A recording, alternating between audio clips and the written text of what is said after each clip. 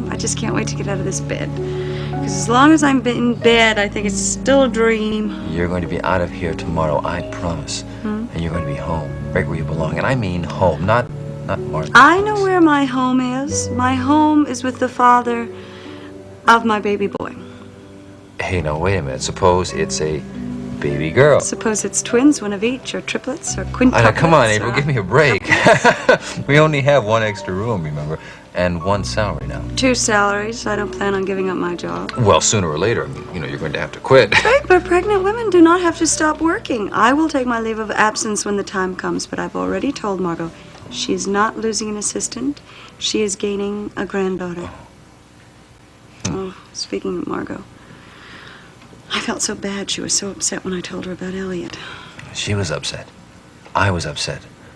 I'm telling you, April, if I ever get my hands on Mr. Dorn, I'm going to rearrange his perfect features. Evening, Mrs. Dorn. Oscar? Oh, by the way, I'm doing just what you asked me to do. I'm making sure that elevator door is always locked when I'm away from that desk. Oh, thank you, Oscar. And I just told Mr. Dorn that a couple of minutes ago. Mr. Dorn? Yes, ma'am. Oh, he just came home. He's upstairs right now. How nice. Very anxious to see you, Mr. Dorn.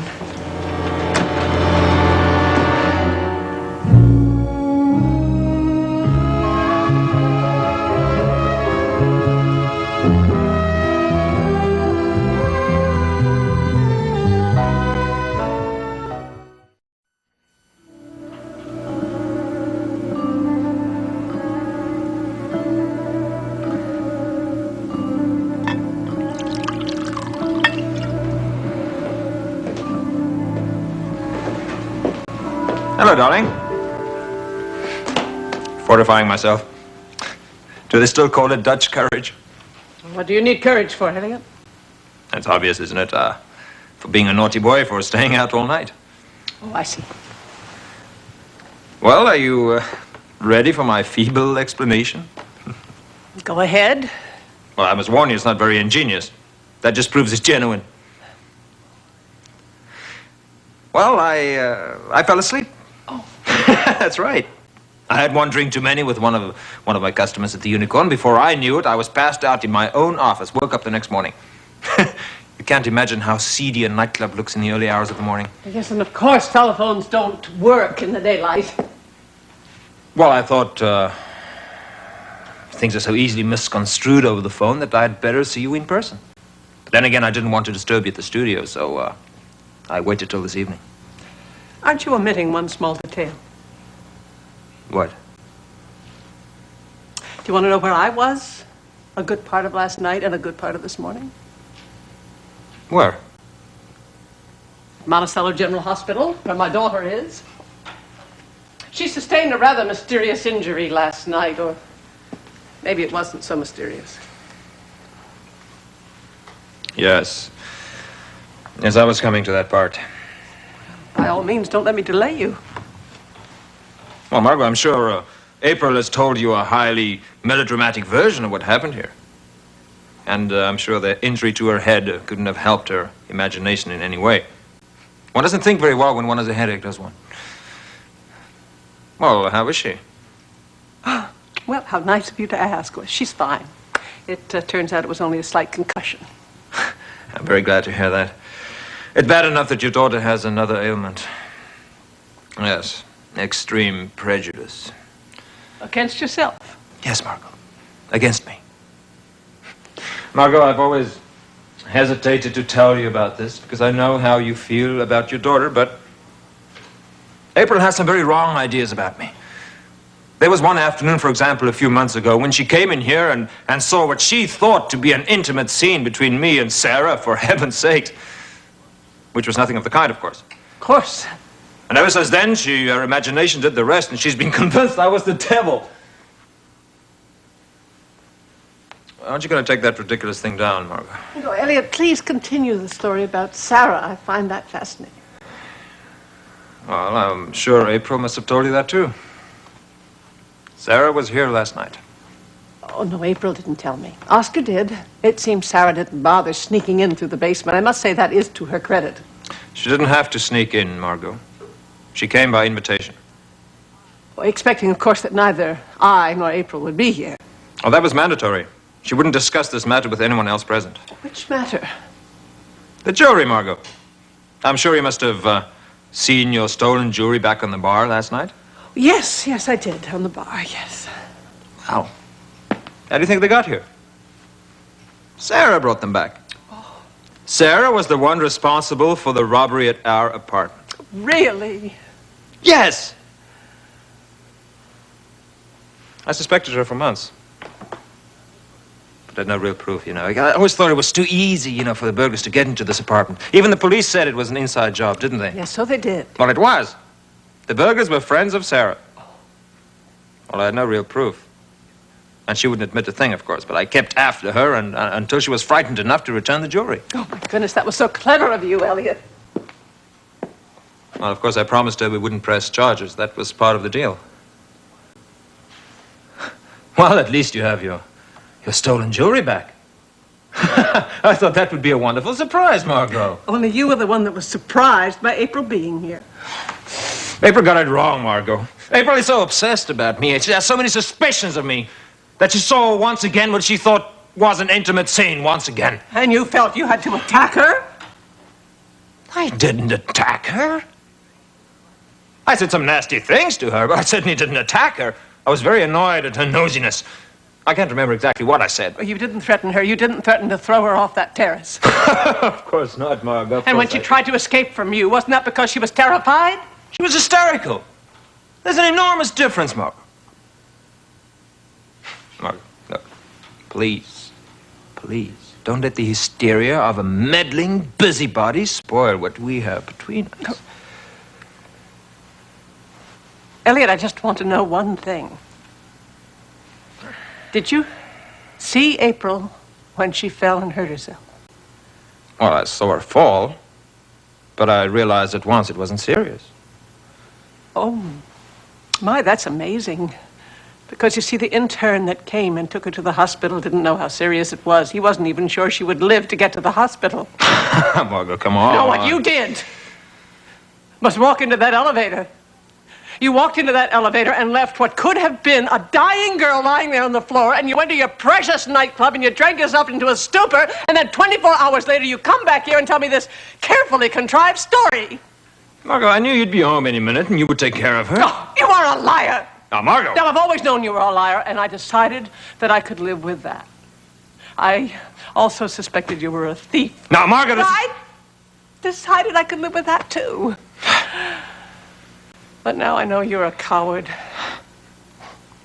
Oh, you can't even face up to the consequences of anything you do. I'm sorry, I can't live with that. I want you out of here. I want you out of this room, out of this apartment, and out of my life.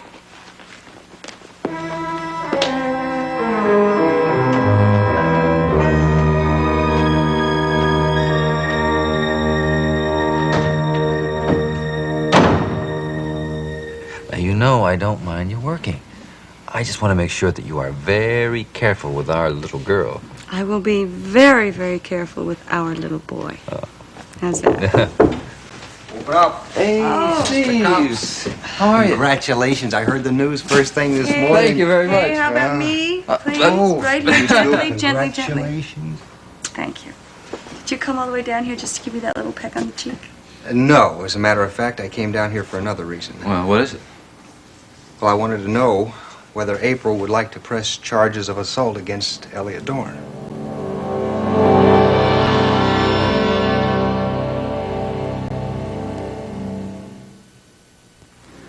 No, Steve, please, I really don't want to make a big deal out of this.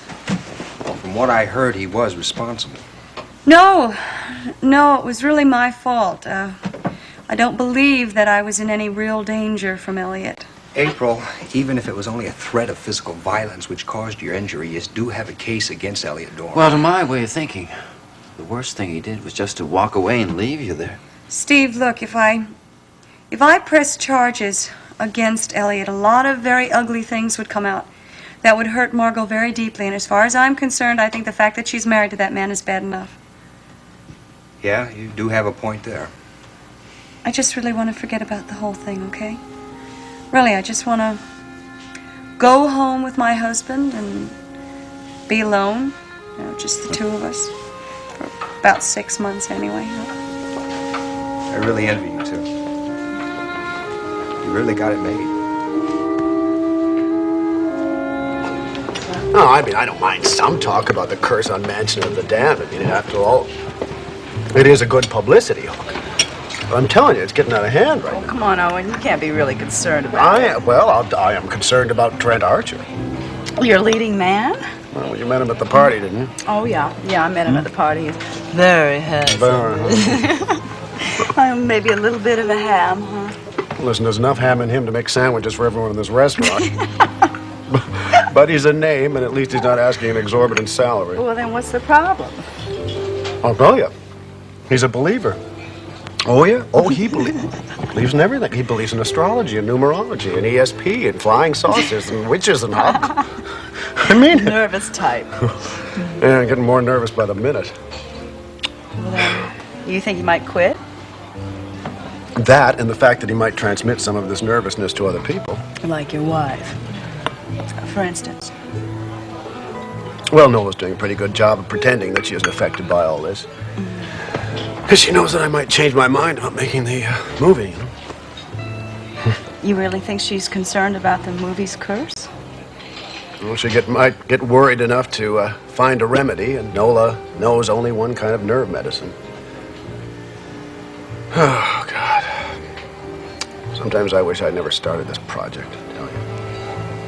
Why did you? Really? It was for Nola, wasn't it? Yeah, it was for Nola. Out of a sense of guilt. Yeah, I feel that I should give her the chance to be a star again, you know. But why? Isn't it obvious? I'm falling in love with another woman.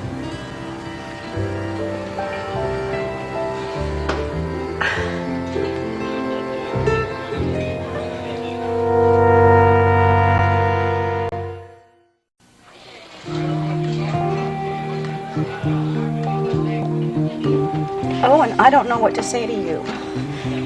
You don't even know me. Look, I think I should say something very discouraging right now to you, like maybe we shouldn't see each other anymore. Or something. You're a married man, Owen. Do you realize that? Now, there are women who may be able to accept that, but I am not one of them. And if I wasn't married, Deb, if I was free, what would you think then, huh? What are we doing? Oh, look. I'm not asking you to make up your mind now. I'm just asking you to continue seeing me, okay? That's all I need to know right now. I can look forward to seeing you again.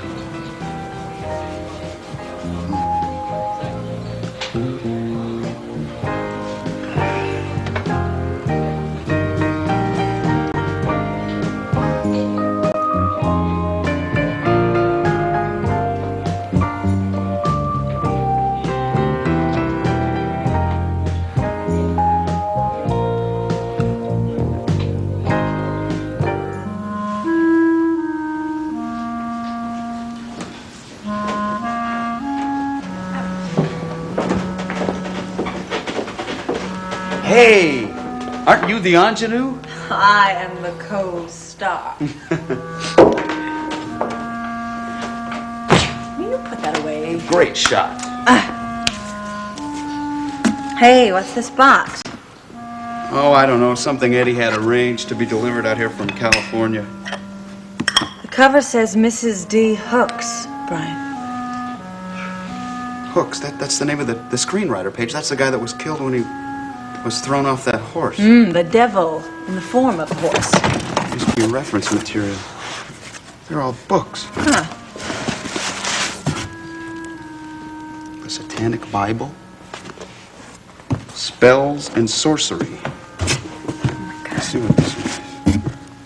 Malleus Maleficarum. It's Latin, hammer or something like that. Here it is. Hammer of Witches. Published 1484. Well, it's right up to date, isn't it? Ooh, look at this one. How old? See. My Life with Satan by Hester Atherton. Paige, that manuscript was burned by Donald Hook's wife. Well, it is burned. It's all charred around the edges. You see. It's the real thing, all right. How do you like that? It really exists. Complete with spells and curses. Yeah, I guess so. Do you suppose there's a spell in there that would solve our problem? Paige, there is no solution to our problem. We just have to forget about it, okay? Have you? Well, Dad is really going to be surprised when he sees this, isn't he? So's Eddie. I don't understand. Maybe it can't burn. Maybe the manuscript is enchanted. Paige, did you talk to Dad tonight? No, I didn't. He had a dinner date. Another business dinner, right? I don't know. I don't know, Brian. Did you see my mother? No, I didn't see your mother. What is the matter with you, Brian? You have been so quiet these past couple of days. I know you're not brooding over some unrequited love. You had that date with the woman at the office. Paige, did you know that Dad was seeing another woman? That's not true. No, it is. I heard my mother talking with Eddie the other night. He's seeing that lady detective, Deborah Saxon. I'm not saying there's anything we can do about it. These days, you just have to let parents go their own way, right? Oh, yeah. It's a shame it's not the same for their children.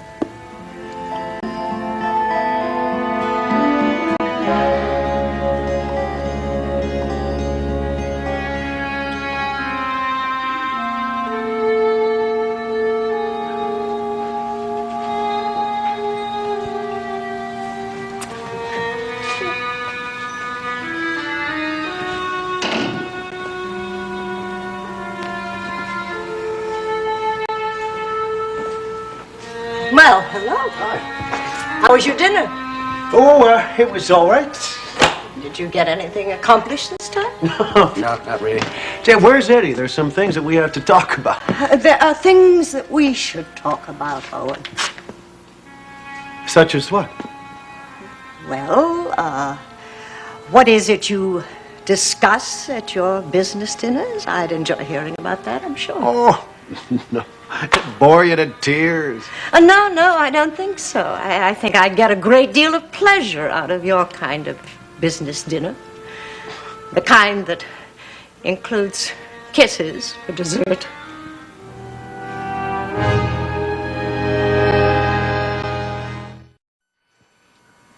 Tell me something, Nola. Did you follow me? Or was it just an accident that you were at the same restaurant? Huh? Does it really matter? No, all right. Doesn't matter. All right.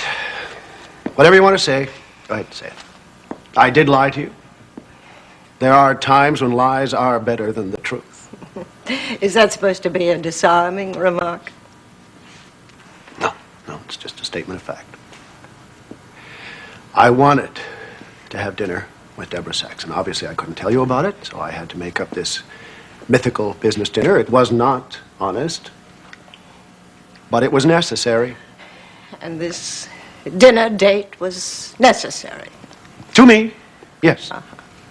And where do you and Deborah go after these dinners? Nowhere. She won't even let me drive her home. Sometimes she doesn't even go home. She has to report to headquarters. Poor darlings. Do you mean you're never alone together? How terribly frustrating that must be. We're not having an affair, Nola. Because you can't be alone? Is that the only barrier? Surely a man with your ingenuity could have figured out something, Owen. You never had any trouble inventing stories for your wife when you were seeing me back in Hollywood. All right, Nola, look. I'm tired, all right? I'm just too tired to discuss this right now. Can we talk about it in the morning? A lady policeman. Oh, Owen, it's just too bizarre. A lady cop. And so young at that. What on earth has happened to your sense of taste? You've cast the most beautiful women in the world in your movies. I married one. And I'm no longer beautiful to you. Is that what you're trying to tell me? Oh, Nola, I am not trying to tell you that. Look, I've just admitted that I have been seeing Deborah. I mean, what more can I say, huh? You can say that tonight was the last time. Please, Owen. You can say that the kiss I saw tonight was a kiss goodbye. Can't you tell me that? No, I can't. I'm sorry. You know, it's really very funny. It's almost like our movie, isn't it? The Mansion of the Damned. Hester Atherton and Tom Halifax and the young girl who took him away from her. Nola, I'm going to bed. Well, you better be careful, darling. Remember what Hester did. Remember her spells and curses? Do you remember this one? Fever rack, bones crack, savage creatures, wild.